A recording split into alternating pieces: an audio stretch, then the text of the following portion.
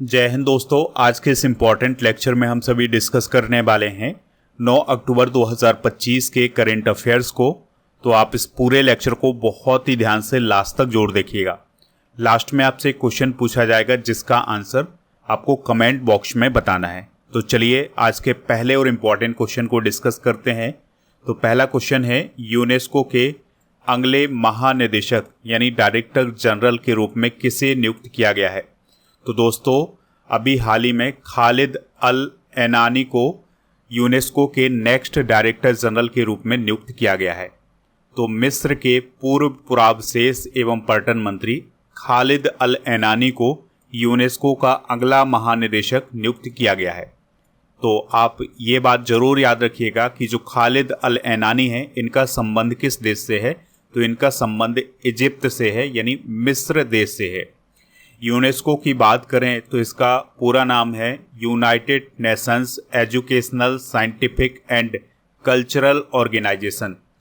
1945 में इसका फॉर्मेशन होता है। हेडक्वार्टर इसका पेरिस फ्रांस में है। इसका उद्देश्य है शिक्षा, विज्ञान, संस्कृति और विश्व धरोहरों का संरक्षण करना, उनका कंजर्वेशन करना। कुछ अंतर्राष्ट्रीय नियुक्तियां भी डिस्कस करते हैं।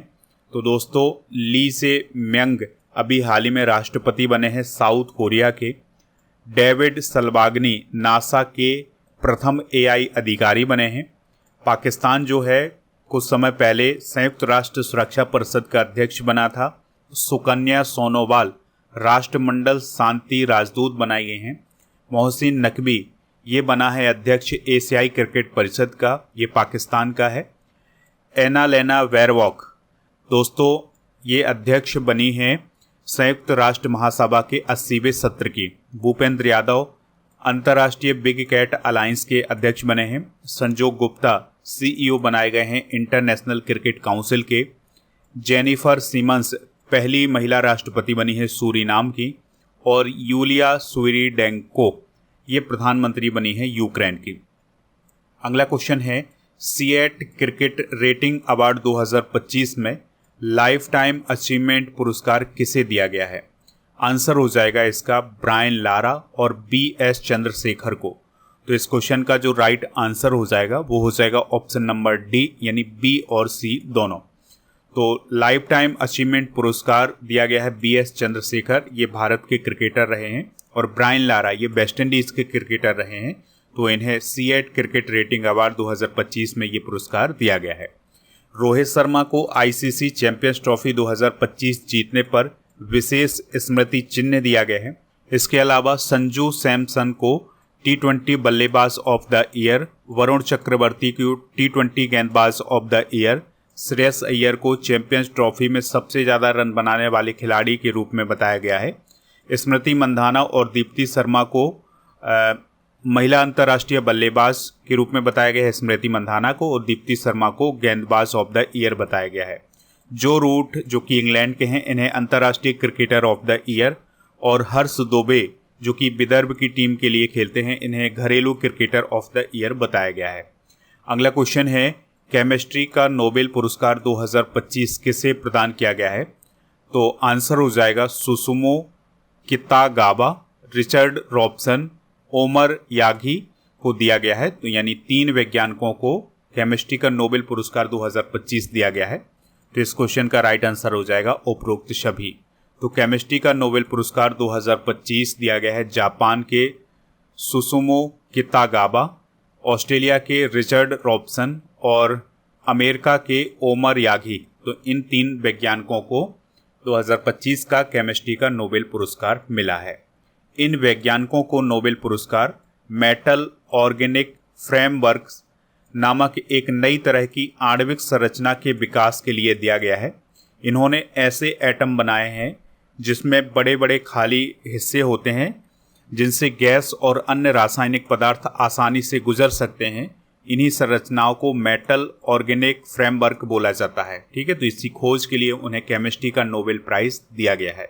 दोस्तों नोबेल प्राइज की बात करें तो इसके संस्थापक हैं अल्फ्रेड नोबेल, जो कि स्वीडन के वैज्ञानिक हैं। इन्होंने डायनामाइट का आविष्कार किया था। 1895 में इन्होंने वसीयत लिखी थी और इसी वसीयत के आधार पर 1901 से नोबेल पुरस्कार दिए जाते हैं। इनका उद्देश्य है मानवता की भलाई के लिए उत्कृष्ट कार्य करने वालों को सम्मानित करना। नोबेल प्राइज 6 क्षेत्रों में दिए जाते हैं: physics, chemistry, medicine, literature, peace और इकोनॉमिक्स। देखिए, कल भी हमने इसको डिस्कस कर लिया है। आप स्क्रीनशॉट लेकर के इसको अगर आप लिखना चाहें तो लिख सकते हैं। बाकी हमने कल और परसों भी डिस्कस किया है कि कौन सा पुरस्कार कौन सी संस्था देती है। अगला क्वेश्चन है, भारतीय क्रिकेटर संजू सैमसन को किस विदेशी खेल लीग का भारत में ब्रांड एम्बेसडर नियुक्त किया गया है?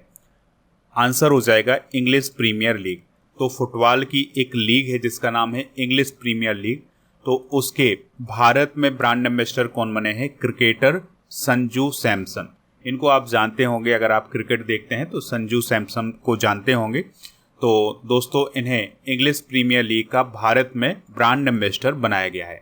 इसका उद्देश्य है कि जो फुटबॉल है उस खेल को भारत में भी पॉपुलर किया जाए क्रिकेटरों के माध्यम से।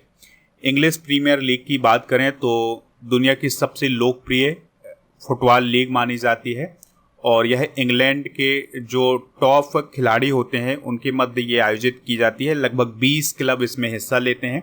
1992 में इसकी स्थापना हुई थी। हाल ही में की गई कुछ नियुक्तियां डिस्कस करते हैं, जैसे आनंद पीरामल फाइनेंस के अध्यक्ष बने हैं। वंदना गुप्ता संचार लेखा महानियंत्रक बनी हैं। जस्टिस पवन कुमार वजंतरी पटना हाईकोर्ट के 46वें चीफ जस्टिस बने हैं। गौरांगलाल दास साउथ कोरिया में भारत के राजदूत बने हैं। अमित खरे उपराष्ट्रपति राधाकृष्णन के सचिव बने हैं। आलिया भट्ट लेविस की ग्लोबल ब्रांड एम्बेसडर बनी है। पीयूष गोयल खान सचिव बने हैं। दीपक मित्तल यूएई में भारत के अगले राजदूत बने हैं और मिथुन मनहास ये बीसीसीआई के अध्यक्ष बने हैं। अगला क्वेश्चन है, लिनथोई चनम्बम ने किस खेल में भारत के लिए जूनियर विश्व चैंपियनशिप में पहला मेडल जीता है? आंसर हो जाएगा जूडो। तो दोस्तों, 19 साल की जूडो खिलाड़ी हैं भारत की लिनथोई चनम्बम। तो उन्होंने पेरू में आयोजित की गई जूडो जूनियर विश्व चैंपियनशिप में भारत के लिए पहला मेडल जीता है। इनका संबंध मणिपुर राज्य से है। इस प्रकार से जो लिनथोई चनम्बम है वो इस टूर्नामेंट में पदक जीतने वाली पहली भारतीय बनी है। चनम्बम ने महिलाओं के 63 किलोग्राम वर्ग में नीदरलैंड की जोनी गैलेन को हरा करके ब्रॉन्ज मेडल हासिल किया है। यहाँ पर आप लिनथोई चनम्बम को देख सकते हैं। स्पोर्ट्स से रिलेटेड कुछ इंपॉर्टेंट करंट अफेयर्स एक बार रिवाइज करते हैं तो 2025 में रियल मैड्रिड को दुनिया का सबसे मूल्यवान फुटबॉल क्लब घोषित किया गया है। भारत ने 2030 कॉमनवेल्थ गेम्स के लिए आधिकारिक रूप से बोली लगाई है। शुभमन गिल और सोफिया डंकले को जुलाई 2025 का ICC player of the month का अवार्ड मिला था। भारत ने एशियाई अंडर 19 और अंडर 22 मुक्केबाजी चैंपियनशिप में 27 मेडल जीते हैं। फीफा ने हैदराबाद में महिलाओं के लिए भारत में पहली टैलेंट एकेडमी शुरू की है। लैंडो नॉरिस ने पियास्त्री को रोमांचक मुकाबले में हरा करके हंगेरियन ग्रैंड प्रिक्स 2025 जीती है। मैग्नस कार्लसन ने पहला शतरंज ई स्पोर्ट विश्व कप जीता है 2025 का। खालिद जमील को भारतीय पुरुष फुटबॉल टीम का मुख्य कोच नियुक्त किया गया है। नेक्स्ट क्वेश्चन है, Indian radio software architecture standard 1.0 किस संस्था के द्वारा जारी किया गया है? आंसर हो जाएगा डीआरडीओ के द्वारा जारी किया गया है। यानी रक्षा अनुसंधान एवं विकास संगठन यानी डीआरडीओ ने Indian radio software architecture standard 1.0 यानी इरसा 1.0 को लॉन्च किया है। तो यह भारत का पहला स्वदेशी रेडियो सॉफ्टवेयर मानक है जिसे defence science and technology laboratory के द्वारा डेवलप किया गया है। इसका उद्देश्य भारत की सेना, नौसेना और वायुसेना में उपयोग होने वाली जो रेडियो संचार उपकरण हैं उनमें सामंजस्य, सुरक्षा और स्वदेशी तकनीकी को बढ़ावा देना। यानी कि एक प्रकार का जो सॉफ्टवेयर तैयार किया गया है जो कि रेडियो सॉफ्टवेयर है जिसका इस्तेमाल रक्षा के क्षेत्र में सेना करेगी। दोस्तों, रक्षा अनुसंधान एवं विकास संगठन यानी डीआरडीओ की बात करें तो इसका पूरा नाम है Defence Research and Development Organisation. 1958 में इसकी स्थापना होती है। नई दिल्ली में इसका हेडक्वार्टर है। वर्तमान में इसके अध्यक्ष हैं डॉक्टर समीर वी कामत। इसका काम है भारतीय सेना, नौसेना, वायुसेना के लिए आधुनिक हथियार बनाना, मिसाइल वगैरह बनाना, राडार, ड्रोन, रक्षा प्रणाली और तकनीकी समाधान तैयार करना। ये रक्षा मंत्रालय के अंतर्गत काम करता है। नेक्स्ट क्वेश्चन है, South Eastern Coal Field Limited ने अपनी पहली पूर्णतः महिलाओं द्वारा संचालित सेंट्रल स्टोर यूनिट कहाँ शुरू की है? तो ये यूनिट कोरबा में शुरू की है। तो South Eastern Coal Field Limited यानी SECL ने छत्तीसगढ़ के कोरबा में कंपनी का पहला पूर्णतः महिलाओं द्वारा संचालित सेंट्रल स्टोर यूनिट उद्घाटित किया है, यानी इसका हाल ही में उद्घाटन किया है। और इसमें सभी महिलाएं हैं, यानी कि ये जो सेंट्रल स्टोर यूनिट शुरू किया गया है इसमें जितने भी कर्मचारी हैं वो सभी महिलाएं हैं। South Eastern Coal Field Limited की बात करें तो यह कोल इंडिया लिमिटेड की एक सहायक कंपनी है। बात करते हैं कोल इंडिया लिमिटेड की, तो 1975 में इसकी स्थापना हुई थी। हेडक्वार्टर इसका कोलकाता पश्चिम बंगाल में है। स्वामित्व इसका भारत सरकार के कोयला मंत्रालय के अधीन है। प्रमुख उत्पाद हैं थर्मल कोल यानी बिजली प्रोडक्शन के लिए और कोकिंग कोल यानी इस्पात के लिए। तो कोल इंडिया के बारे में ये आप याद रख सकते हैं। अगला क्वेश्चन है, विश्व बैंक ने वित्त वर्ष 2026 के लिए भारत की आर्थिक वृद्धि दर का अनुमान कितना लगाया है? तो ये अनुमान लगाया है 6.5% का।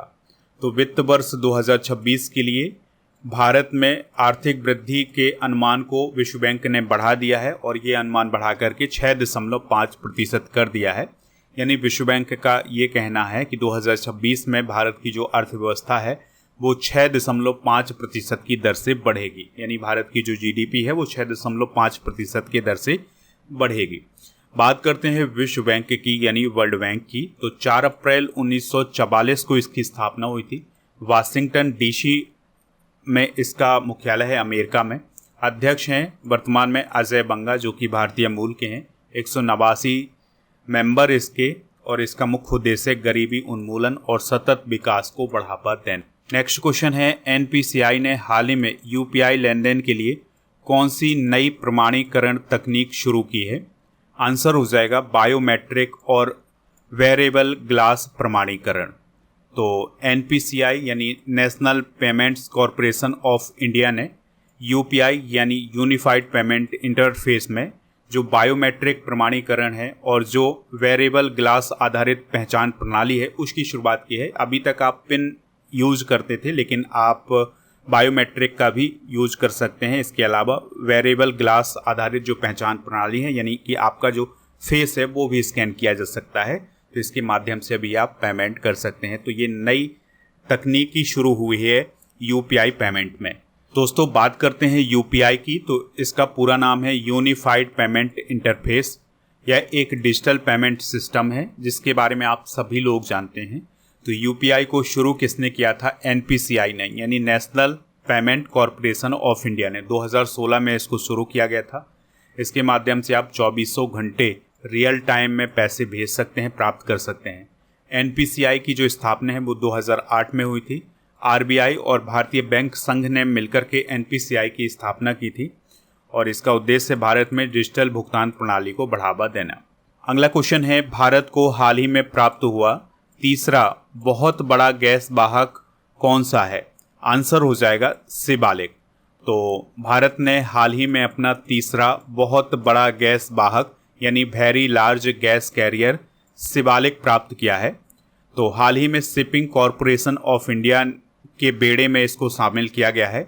इसको विशाखापत्तनम बंदरगाह में शामिल किया गया है। इसका स्वामित्व भारत की सार्वजनिक क्षेत्र की company shipping corporation of India के पास है। और दोस्तों ये जो VLGC है ये बहुत बड़ा गैस वाहक होता है। तो यह एक ऐसा जहाज होता है जो LPG जैसी गैसों को तरल रूप में एक देश से दूसरे देश तक ले जाता है, यानी कि इसके माध्यम से गैसों को एक देश से दूसरे देश भेजा जाता है। इसकी क्षमता 85,000 से लेकर 90,000 घन मीटर तक होती है। तो इस प्रकार से दोस्तों हमने आज के करंट अफेयर्स के जितने भी इम्पोर्टेंट क्वेश्चन थे उनको डिस्कस कर लिया है। आप स्टडी करके ऐप को इंस्टॉल कर लें, इसका लिंक डिस्क्रिप्शन बॉक्स में दिया गया है। तो यहाँ पर आपको लास्ट 6 मंथ के करंट अफेयर्स की ईबुक, मंथली करंट अफेयर्स की ईबुक, ईयरली करंट अफेयर्स की ईबुक हिंदी और इंग्लिश दोनों मीडियम में मिल जाएगी। तो इनको आप ज़रूर प्राप्त कर सकते हैं। इसके अलावा स्टडी करके ऐप पर जब आप जाएंगे तो यहाँ पर प्रीमियम कोर्स वाला ऑप्शन मिलेगा और इस कोर्स में इस ऑप्शन में आपको राजा गुप्ता सर का जो अर्जुन जीएस फाउंडेशन बैच है ये भी मिल जाएगा। तो बाई नाउ वाले ऑप्शन पर जाएंगे, फिर आपसे कूपन कोड मांगा जाएगा। कूपन कोड आपको यूज करना है अक्टूबर 400, तो आपको इसमें छूट मिल जाएगी। 3 साल की वैलिडिटी के साथ ये कोर्स है। इसमें 11 से अधिक विषय पढ़ाए जाएंगे। एमपी पुलिस कांस्टेबल 2025 की भर्ती आई है, तो इसके लिए भी बैच लॉन्च किया गया है, इसको भी आप ज्वाइन कर सकते हैं। इसके अलावा दोस्तों आपको बता दें कि GK GS complete online batch आपको ऐप पर मिलेगा, तो इसको भी प्राप्त कर लें। चलिए अब हम कल के करेंट अफेयर्स को एक बार रिवाइज कर लेते हैं। फिजिक्स का नोबेल पुरस्कार 2025 किसको मिला है? तो जॉन क्लार्क, मिशेल डेबोरेट और जॉन मार्टिनेस को प्रदान किया गया है। 69वें राष्ट्रीय स्कूल खेलों का आयोजन किस स्थान पर हुआ है? श्रीनगर में।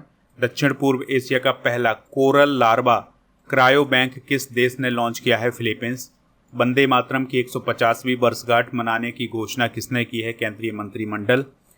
और भारत सरकार ने ऊँटों के संरक्षण के लिए किस पहल की शुरुआत की है? तो राष्ट्रीय ऊँट स्थिरता पहल। श्रद्धांजलि योजना किस राज्य में शुरू की गई है? असम। मेरा हो चोंगबा पर्व किस राज्य में मनाया गया है? तो ये मणिपुर राज्य में मनाया गया है। मदरसा बोर्ड को समाप्त कर अल्पसंख्यक शिक्षा को मुख्य धारा से जोड़ने वाला पहला स्टेट कौन बना है? उत्तराखंड। भारत में कुष्ठ रोग की प्रसार दर 1981 से 2025 तक कितनी गिरावट दर्ज की गई है? 99%। अरुणाचल प्रदेश में पहली वाणिज्यिक कोयला खदान कहाँ शुरू की गई है? नामफुक में।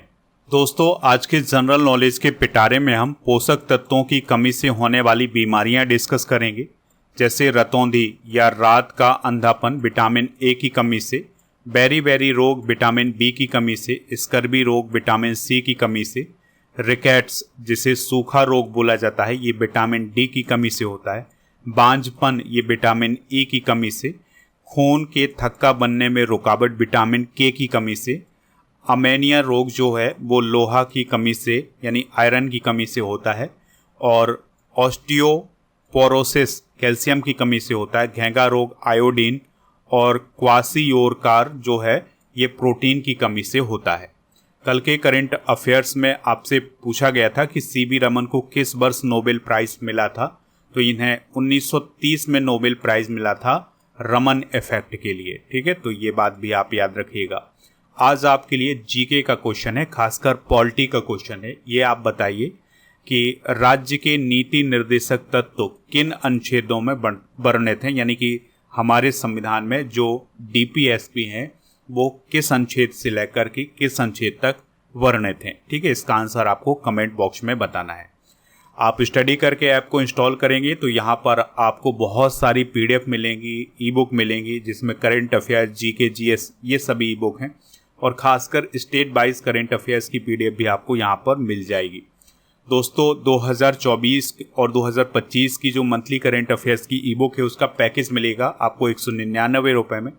तो उसके लिए आपको कूपन कोड यूज करना है पैकेज 100। और दोस्तों आपको ये भी बता दें कि टेलीग्राम चैनल को हमारे ज्वाइन कर लें, जिसका नाम स्टडी कर ऑफिशियल है। जीके जीएस की जो ई बुक हैं उसमें आपको ये सभी ई बुक मिल जाएगी। 1000 स्टैटिक जीके की PDF, 1000 topic wise current affairs की पीडीएफ आपको यहाँ पर मिलेंगी। तो इन सभी को प्राप्त कर लें। ऐप पर जाकर के आप टेस्ट पास वाले ऑप्शन पर डेली करंट अफेयर्स का टेस्ट दे सकते हैं। यहाँ पर आपको 1 साल की वैलिडिटी के साथ 4000 से अधिक टेस्ट मिलेंगे।